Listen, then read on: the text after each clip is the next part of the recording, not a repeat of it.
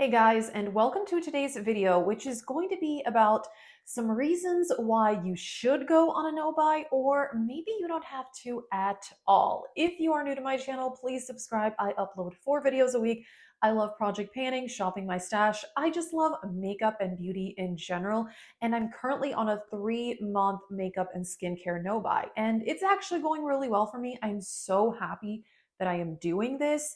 And these are just some things to think about if you are interested in a no buy, or if you've tried one and maybe it failed for you, or if you've done a low buy and that didn't work for you. So it's just something to think about, and you can apply this to makeup, skincare, clothing, whatever it is that you may shop excessively for, because I've been there for many different categories, including all of the above. So these are just my thoughts. And yeah, let's just get into this. All right, I'm going to start with 5 reasons why you should try a no buy.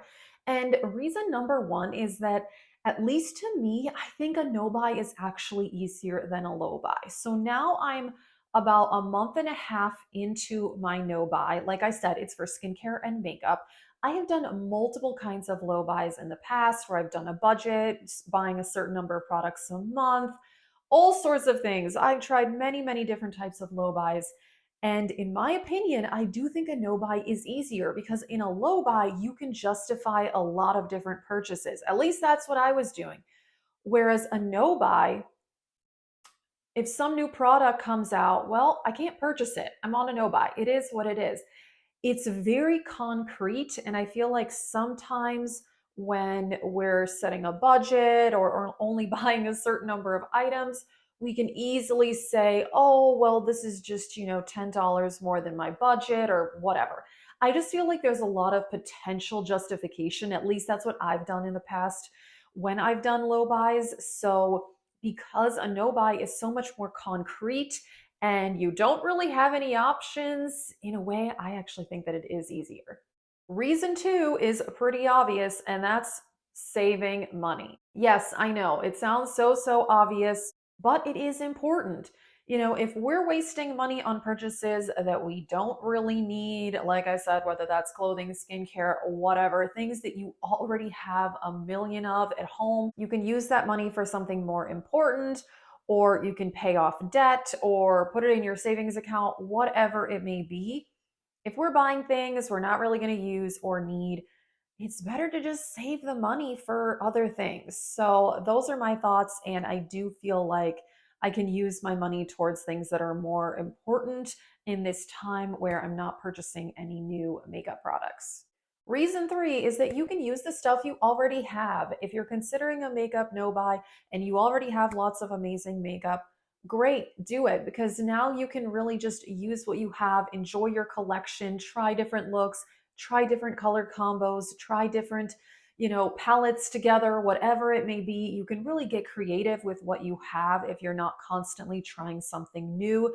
I do feel like sometimes if I'm buying a new product, I can't really use the stuff I already have. And then I have other palettes in particular that are kind of getting left behind. I'm not getting enough use out of them. I just think, you know what, if you have a decent sized collection that you can already do different looks with, it's more fun to try different color combos and things like that with things that we already have.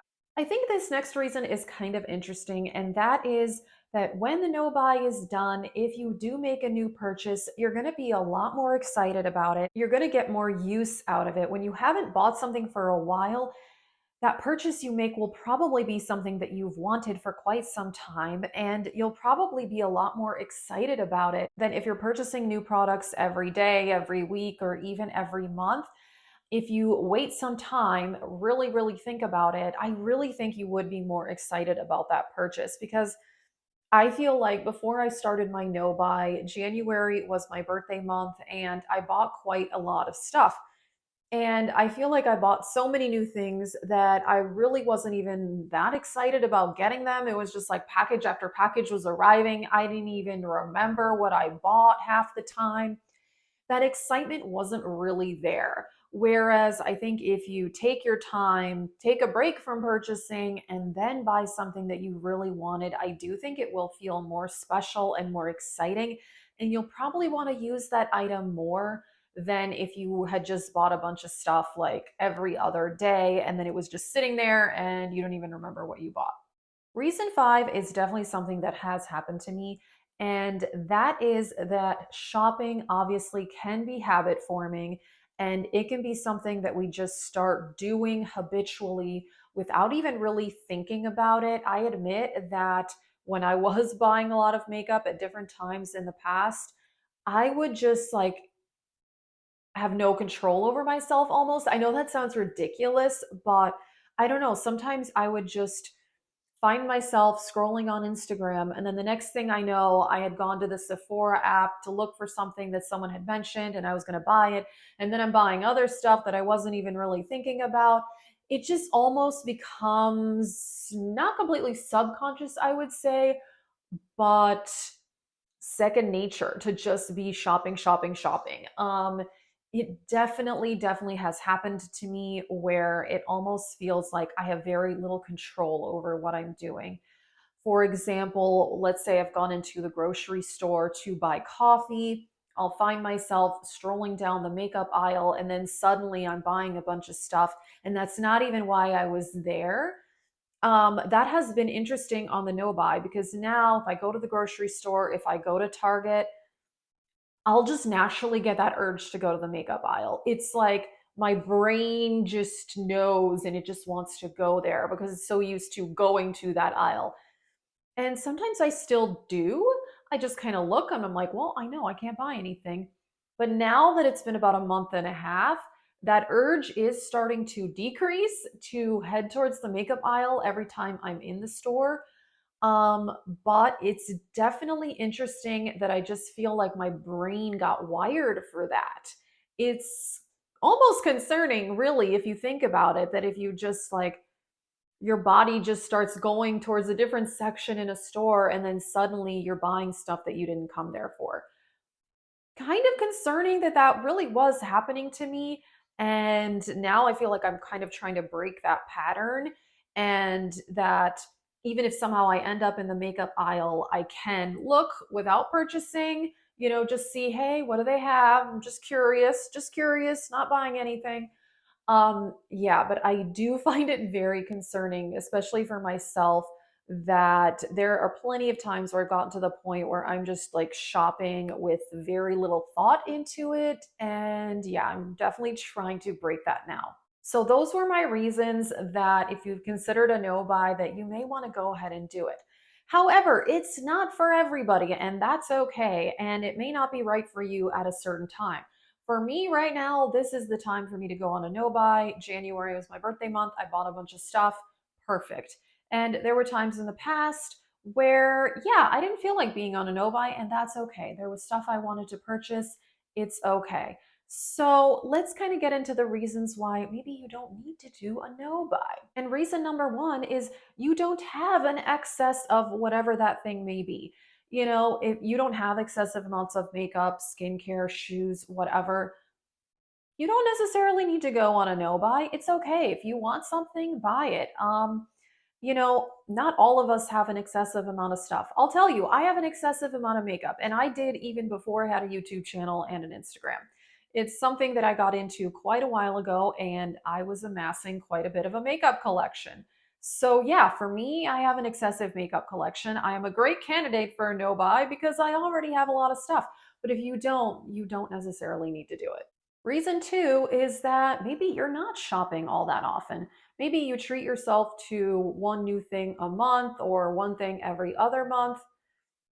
And if that's not excessive for you and that's within your budget, that's okay. If you're not shopping every day or every other day, you probably don't need to be on a no buy. I was at that point. Like I said, in January, I made so many orders and purchases. I couldn't even remember everything I bought. Packages were arriving at my door, and I was like, what is this? I don't even remember.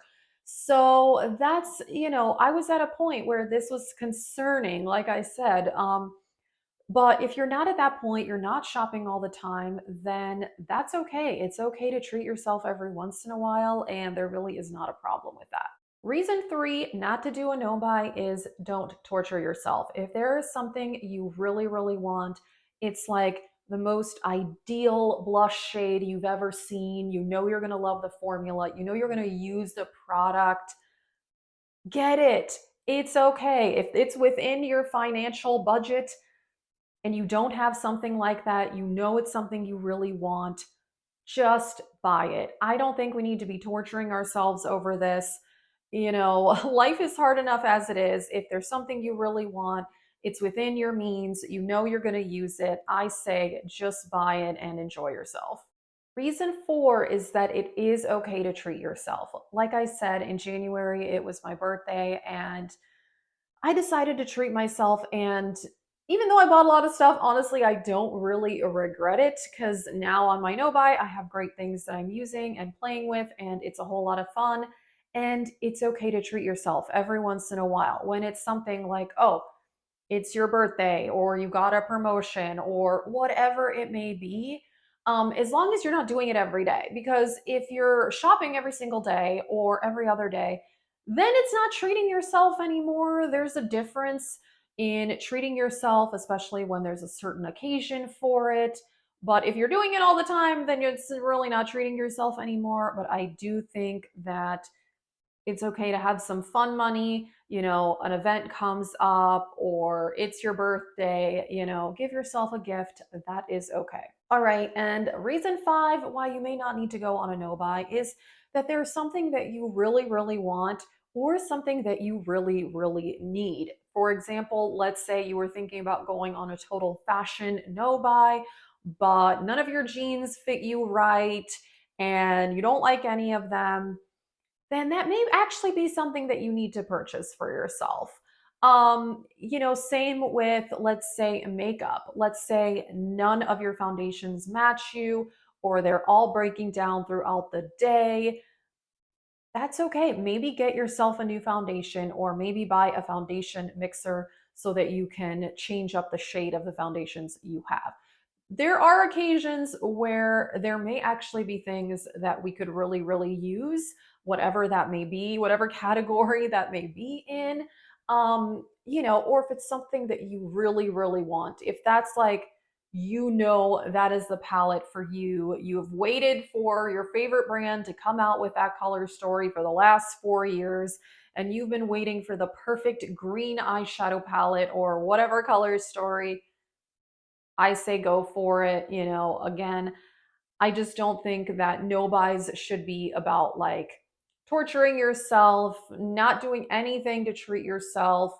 You know, I just think there's a way around it. And for me right now, there really is no makeup or skincare that I'm interested in. There have been some other things that I have purchased. I have bought a few pieces of clothing and that sort of thing. And that's okay. I don't want to totally restrict myself.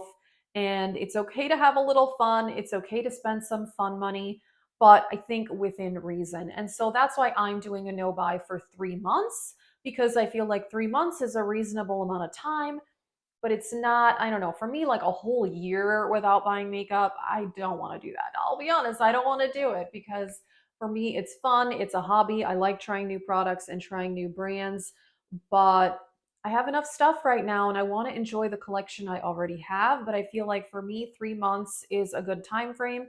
So if it's something you've considered, maybe just do it for a month first or just 6 weeks, and see how that goes for you. You could always extend it, or you could take a break for a week and buy a couple of things that you've really wanted and then go back on a no buy and then maybe try it for a bit longer of a period. So there's a lot of different things that you can do. And, you know, I just think that when it gets to a point where we're shopping completely mindlessly, not even thinking about it, making a lot of impulse purchases, or just buying total excess of things that we're not even going to be able to use, that's when I think it's time to take a step back and reevaluate. So, those are my thoughts. And personally, I'm really enjoying my no buy. I'm so happy that I'm doing it. Like I said, I'm a month and a half in now, and it's going really well. I have not really been tempted at all. So let us know. Are you on a no buy or a low buy? How's it going? I hope that it's going well for you. Please let us know in the comments. And like I said, if you are new, please subscribe. I upload 4 videos a week.